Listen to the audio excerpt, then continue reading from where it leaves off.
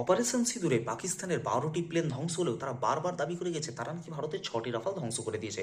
যদিও এই দাবির কোনো সত্যতা নেই এবং এই দাবির সপক্ষে তারা কোনো প্রমাণও দেখাতে পারেনি। বিভিন্ন প্রকার ভিডিও গেমের দৃশ্য তুলে ধরে তারা এটা প্রমাণ করার চেষ্টা করেছিল, কিন্তু আন্তর্জাতিক স্তরে প্রমাণিত হয়ে গেছে তাদেরই মিথ্যাচার। তাহলে কেন বারবার তারা এটা বলে আসছিল? এর পেছনে কি আমেরিকারও হাত ছিল? হ্যাঁ, ঠিক তাই।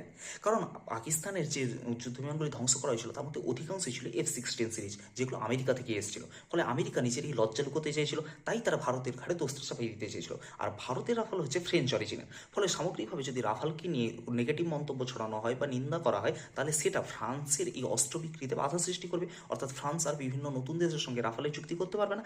আর আমেরিকা সেখানে নিজের অস্ত্রের দীর্ঘদিনের ক্রেতাদেরকে বা নিজের অস্ত্রের গুণমান দেখিয়ে অনেক চুক্তি করে নেবে এবং সেখানে তারা একটা বিশাল লাভবান হয়ে যাবে। ফলে ডিফেন্স মার্কেটে আমেরিকা এবং ফ্রান্সের এই লড়াই ভারত পাকিস্তানের মধ্যে যুদ্ধেও দেখা গেছে।